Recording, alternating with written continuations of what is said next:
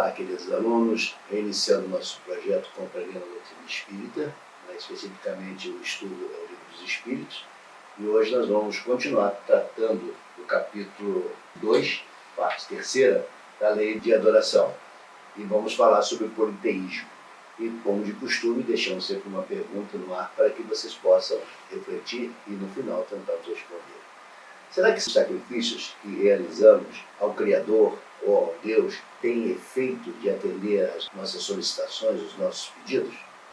Vamos ver? Não se esqueça de se inscrever em nosso canal, ativar o sino para receber notificações de novas postagens e, se estiverem gostando, dá um like pra gente.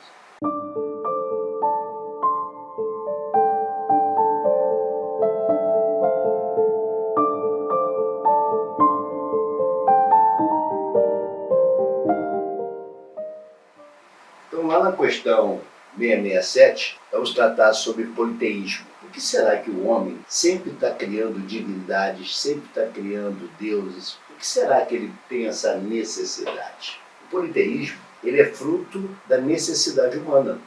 Por quê?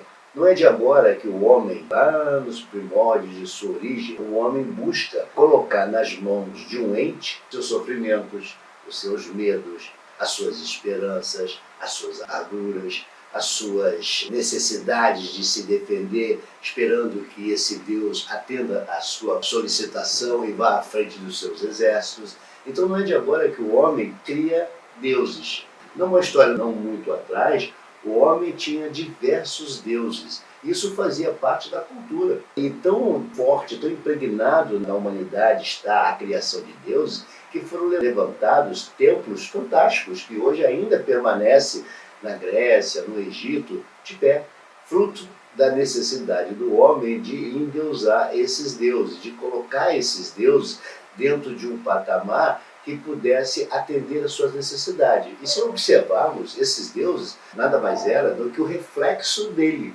daquilo que ele gostaria que ele fosse, da força que ele gostaria de ter. Então era um Deus que ele era idolatrado no sentido de servir aos interesses desses que elegiam esses deuses. Então nós entendemos que o politeísmo é uma criação humana de muito tempo, fruto da necessidade humana. E aí nós vamos entender uma série de equívocos quando o homem se refere ao Criador, quando o homem se refere ao ser superior, sempre revestido com a figura humana, mas para entender seus interesses, que efetivamente ele cultuar esse Criador. Um Deus antropomórfico. Um Deus antropomórfico. Então, a imagem e semelhança do homem. Aliás, Voltaire já deixava na história gravado que ele acreditava no Deus que criou o homem, não o Deus que o homem criou. Então, justamente mostrando que nós criamos muitos deuses, ainda criamos esses deuses, ainda depositamos na figura de determinadas entidades, de determinado ser, esse endeusamento desses seres. Ainda nos dias de hoje, cultuamos esses deuses. Claro, numa escala menor, sim, mas se nós observarmos direitinho, nós vamos ver que muitos de nós ainda se dirigem em determinados locais para cultuar espíritos, porque sim, essas manifestações que tínhamos no passado nada mais eram do que espíritos, e que ao se manifestarem ao homem, o homem colocava na condição de Deus e começava a cultuar e levantar templos a esses deuses. Então ele nos fala na questão 667, dizendo: incapaz pela sua ignorância de conceber um ser imaterial, atuando sobre a matéria, conferiu a tudo que lhe parecia ultrapassar os limites da inteligência atributos de divindade. Então quando a gente vê essa colocação do mundo espiritual, nos remete aos dias de hoje. Ainda fazemos essas coisas. Ainda, pela nossa limitação de inteligência e de entendimento, ainda cultuamos espíritos como deuses. Então, na medida em que eu vou conferir a essa entidade, a esse espírito, a condição de Deus, eu vou elegê-los a deuses, naturalmente. E daí, para uma criação das religiões, é um pulo. Tem um Deus para idolatrar, crio dogmas, crio uma reunião de regras, vendo essa ideia a um grupo, esse grupo passa a cultuar, pronto, está estabelecida as religiões.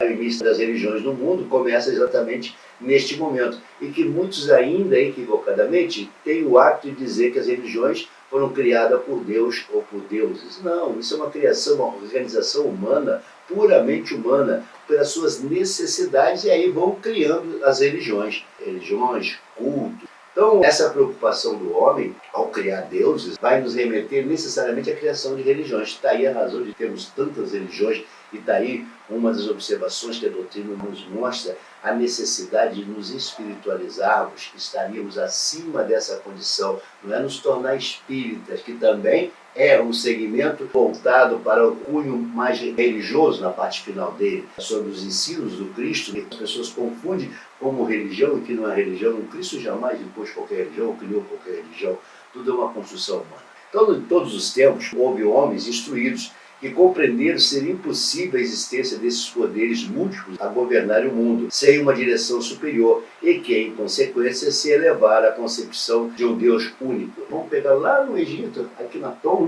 criando a primeira ideia de um Deus uno. É claro que ele enfrentou toda sorte de ataque quando ele destrói esses pedestais, esses deuses, essa quantidade de deuses, para criar um único Deus, que era o Deus átomo, o Deus do Sol, o Sol que era cultuado como a entidade maior, a entidade governante das vidas. E Akhenaton vai sofrer todas as agruras por ter criado esse Deus único.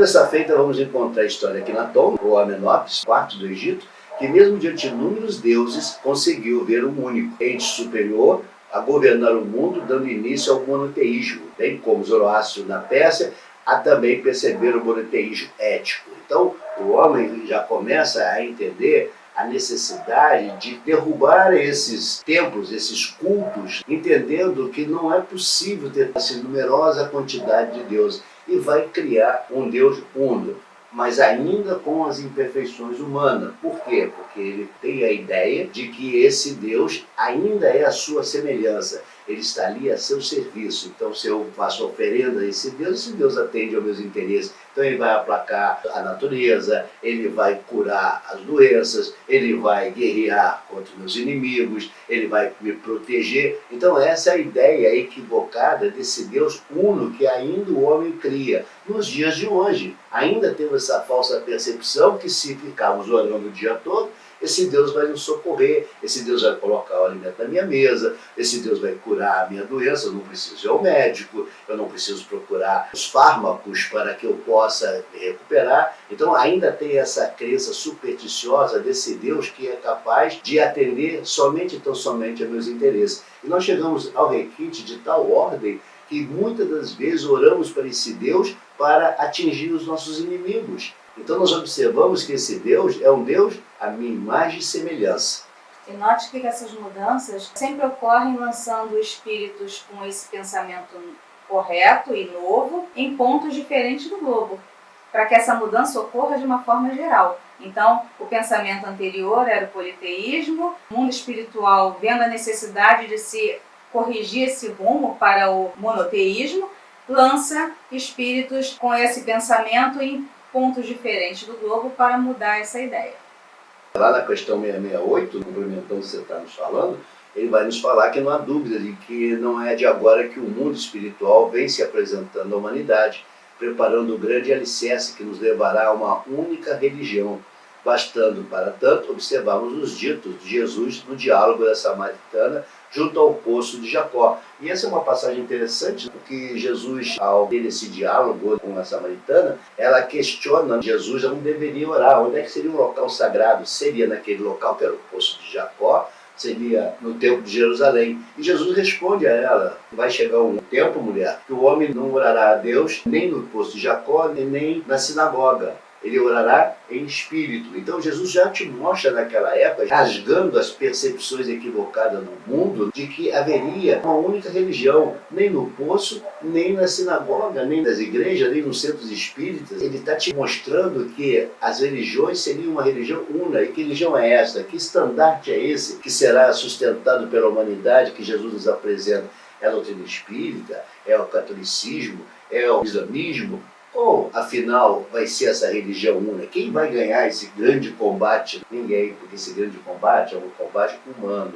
O que Jesus nos fala é uma única religião que nos torna espiritualizados, acima de todos os interesses religiosos, acima de todas as agregações religiosas, acima de todos os estandartes É isso que Jesus está te apresentando, e não a ideia absurda de termos uma bandeira de um único segmento, uma única organização. E observe que quando eu falo organização, eu estou me referindo à natureza humana, porque essa organização não é do Criador, é o homem que cria. Ele vai segmentando esses conhecimentos, dividindo. Basta nós observarmos as três maiores religiões do mundo, que é o judaísmo, o cristianismo e o islamismo, são todas derivadas uma da outra. Se você começar a ler, você vai ver que o cristianismo sai do judaísmo, o islamismo sai do cristianismo. Aliás, tem passagem no islamismo que se refere a Jesus, que se refere a Maria, a mãe de Jesus. Então, você observa que são derivações. E aí você vai compreender que, inclusive, o próprio judaísmo é uma derivação de antigas religiões da Mesopotâmia, do Egito, que vai incorporar, que vai fazer junções a essas organizações. E aí nós vamos compreender que as religiões não passam de criações humanas. E o que Jesus nos fala, que Jesus nos remete a entender, é que o homem só será feliz quando ele tiver uma única religião. Ou seja, uma única ligação, um único local para orar ao Criador. Ou seja, acima de tudo isso, que é a espiritualização do ser. Então, lá na nota de Kardec, na questão 668, ele vai nos falar sobre a ideia da palavra Deus. E olha o que ele nos fala. A palavra Deus tinha entre os antigos, e ele fala Deus em letra minúscula, para que a gente entenda que é o Deus criado, acepção muito ampla. Não indicava, como presentemente, uma personificação do Senhor da natureza. Era uma qualificação genérica que se dava a todo ser existente fora da condição da humanidade. Pura questão de palavras, com a única diferença de que, na ignorância em que se achavam, mantida intencionalmente pelos que nisso tinham interesse, eles erigiam templos e altares muito lucrativos a tais deuses, como vemos comentando desde o início. Ao passo que hoje os consideramos simples criaturas como nós, mais ou menos perfeitas e despidas de seus invólucros terrestres. Visa iluminar o mundo com sua divina luz, o cristianismo não se propôs a destruir uma coisa que está na natureza. Orientou, porém, a adoração para aquele a quem é devida. Quanto aos espíritos, a lembrança deles se há perpetuado conforme os povos, sob diversos nomes, e suas manifestações, que nunca deixaram de produzir-se, foram interpretadas de maneira diferente e muitas vezes exploradas sob o prestígio do mistério. Enquanto para a religião essas manifestações eram fenômenos miraculosos, para os incrédulos sempre fora embuste.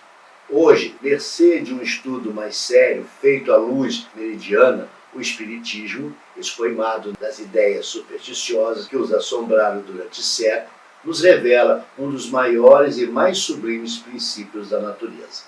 Você observa que nessa obra de Kardec, naturalmente, ele vai nos apresentar, com base em todos esses estudos, que o mundo espiritual está te oferecendo, está procurando trazer para você essa racionalidade, para que você derrube esses templos que você criou, para que você derrube essas superstições, para que você derrube essas inverdades que você criou em torno de algo puramente natural, algo puramente compreensível e que a própria ciência dá conta e vai nos explicar. Então não faltam homens, ainda nos dias de hoje, a acreditar, a colocar, digamos assim, nas mãos do mundo espiritual toda a sua responsabilidade daquilo que seria a responsabilidade dele. E sobre isso cria-se altares, criam-se dogmas, criam-se templos em volta dessas criações puramente humanas. E a doutrina espírita vem ao socorro dos homens que buscam a verdade, esclarecer que isso não passa de criações humanas,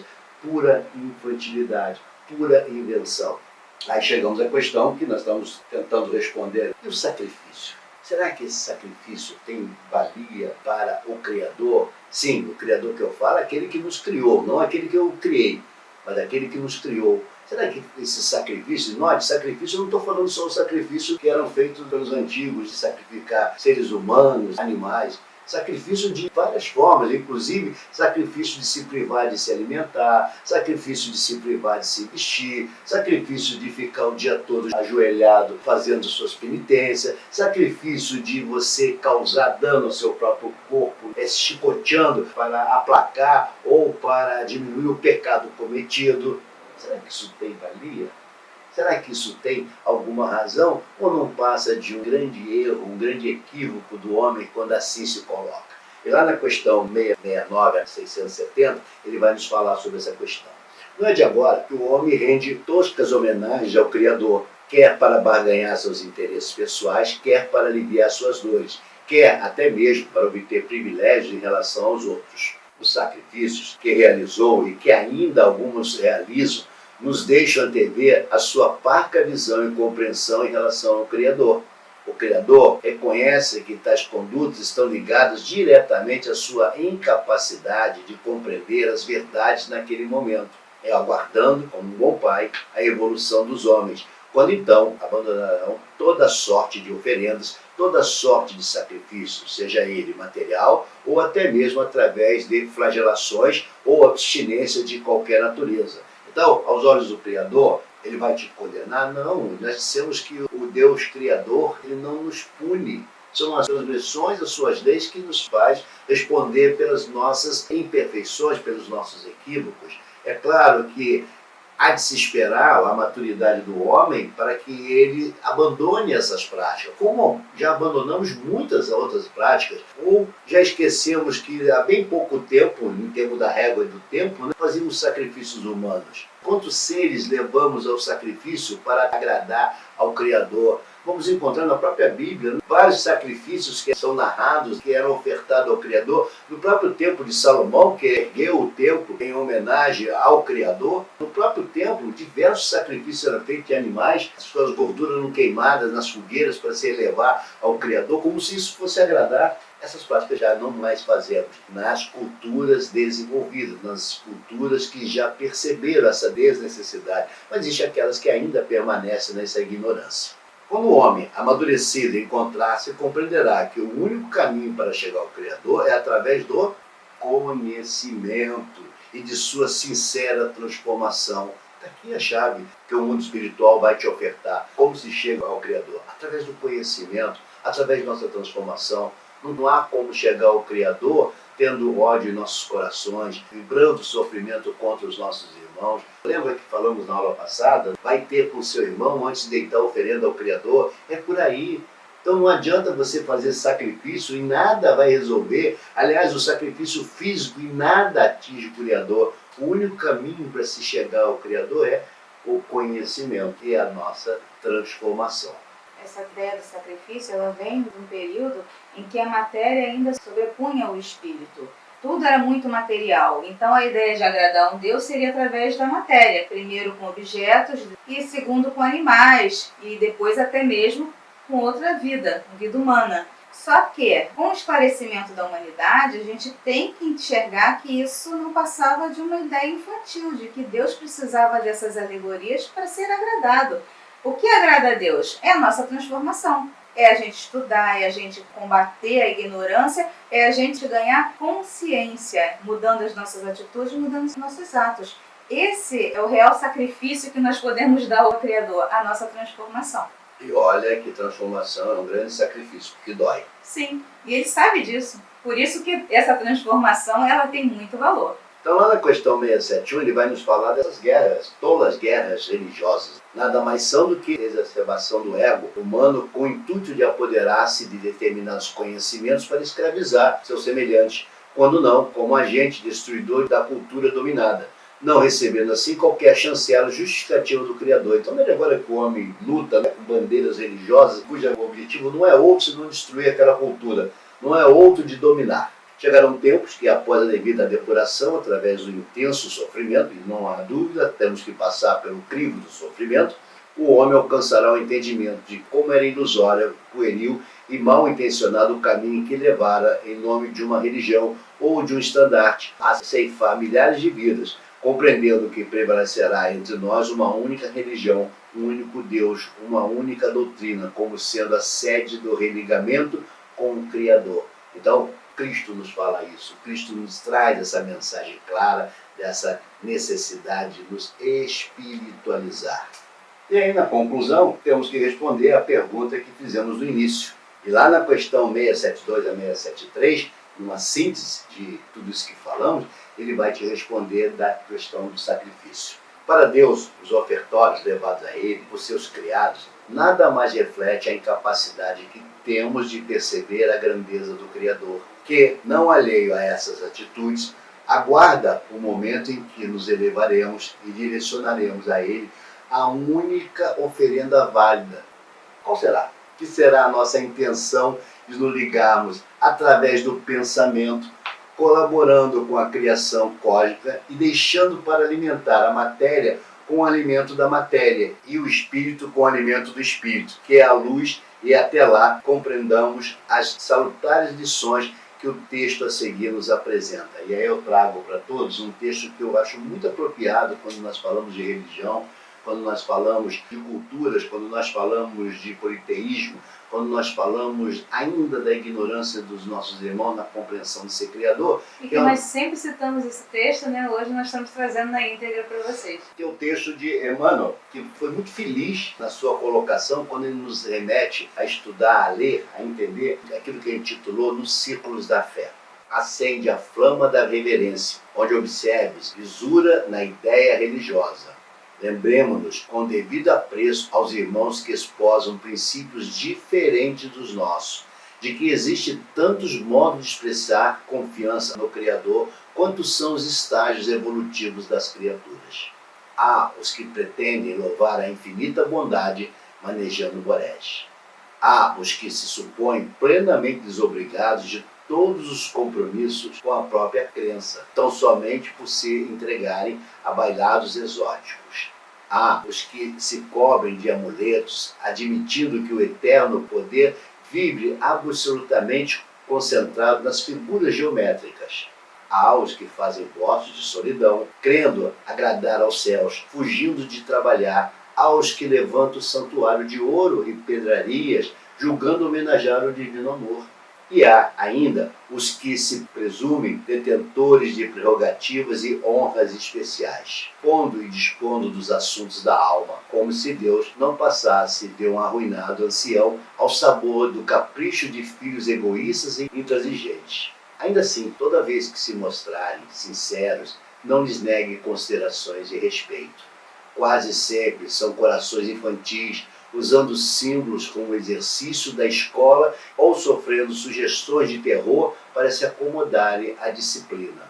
Contudo, não lhes abrace as ilusões a pretexto de honorificar a fraternidade, porque a verdadeira fraternidade se movimenta a favor dos companheiros de evolução, clareando-lhes o raciocínio sem violentar-lhes o sentimento.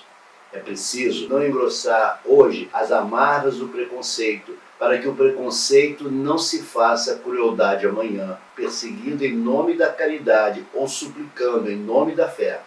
Se a doutrina espírita já te alcançou o entendimento, apoiando-te a libertação interior e ensinando-te a religião natural da responsabilidade com Deus em ti mesmo, recorda a promessa do Cristo. Conhecereis a verdade e a verdade, afinal, vos fará livres. Emmanuel, então penso que nada mais temos a dizer diante dessa magnânime explanação que esse espírito iluminado nos trouxe a respeito das considerações sobre o politeísmo, sobre as religiões e o respeito que temos que ter para aqueles que ainda profetizam determinados segmentos, que ainda que entendamos que não estão coadunados com aquilo que aprendemos, não devemos cerrar fileiras de resistência contra esses irmãos. Devemos aguardar as suas evoluções, assim como outros aguardaram a nossa evolução ou ainda o nosso desenvolver rumo ao progresso. Esperamos que vocês tenham gostado e tenham entendido e que consigam se libertar dessas amarras que ainda carregamos, tão pesadas que são as religiões que impõem mais sofrimento a nós do que efetivamente entregam a salvação tão prometida por todas elas. A salvação, ela ocorrerá na medida em que nós nos transformarmos, na medida que ganharmos consciência, na medida que tivermos conhecimento. Fiquem em paz, esperamos ver vocês no próximo encontro. Que a paz do Mestre Jesus habite em nossos corações.